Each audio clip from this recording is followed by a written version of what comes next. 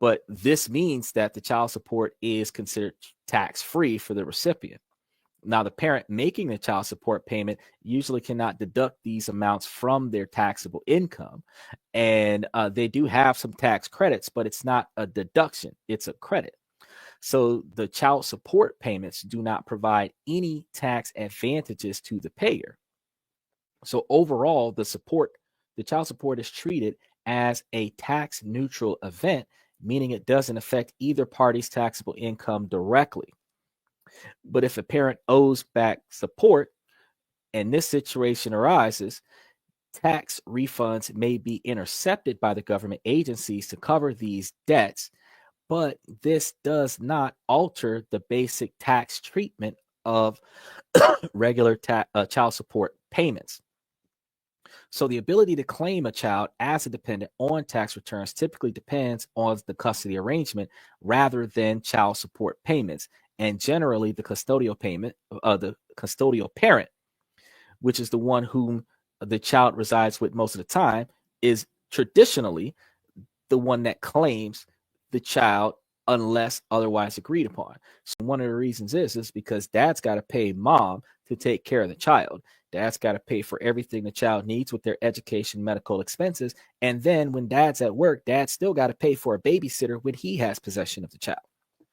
So there is a greater expense because mom never has to pay child support to dad when mom is the primary custodial. And when the genders are reversed and dad is the primary custodial, usually up until recently, the mom wasn't put on child support. If the child stayed with the dad, dad just didn't have to pay child support. But up until recently, there wasn't a requirement for the woman to pay the father the child support because back in the olden days, back 125 years ago, women didn't have incomes like talking about it. So if she didn't have the child, she didn't have a financial obligation because she didn't have a financial income. But now that you ladies are Fortune 500 women, you should be put on child support and be giving your ex-husband's alimony. Just being fair. Because if he was the breadwinner in your relationship, he would be paying you alimony and child support. If you're the breadwinner in your relationship, you should be paying for alimony and child support.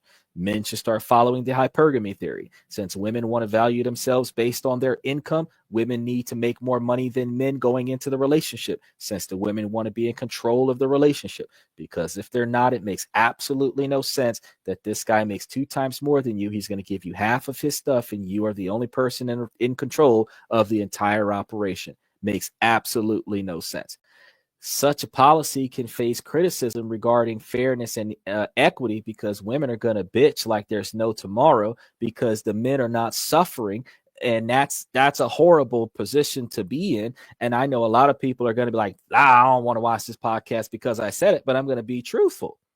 If the shoe was on the other foot and the U.S. government were going to pay women extra money to take care of the children so that the fathers didn't have to pay for the children, the fathers wouldn't complain about that.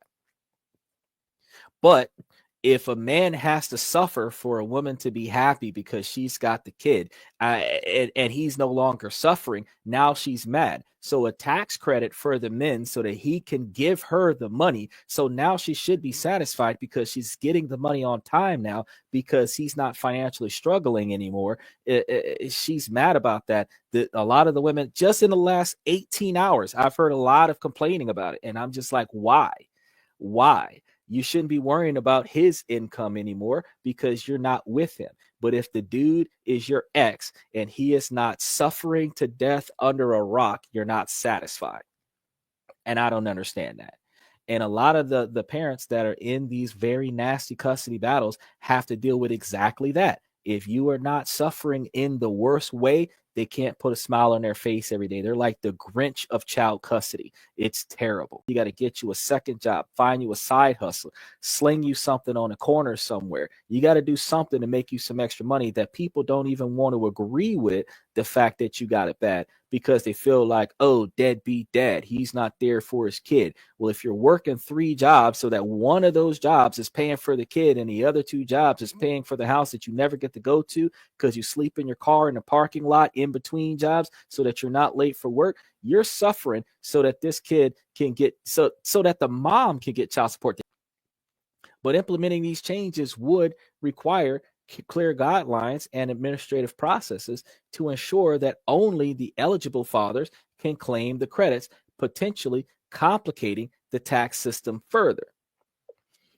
But the expansion of child credits, specifically for paying fathers, might necessitate adjustments in the overall structure of child credit systems, because if they enhance that benefit from $1,000 to $2,000 per child to $5,000 total, and both parents can apply for a percentage of that, then the mom could still get her $2,500 that she normally gets per kid, but dad could get $2,500 that he could then give to mom, so that mom could stop beating him over the head for the child support money, and dad can finally take his kid to the park and get some ice cream and stuff. Because that when the men are behind on child support, the women won't let the men see the kid.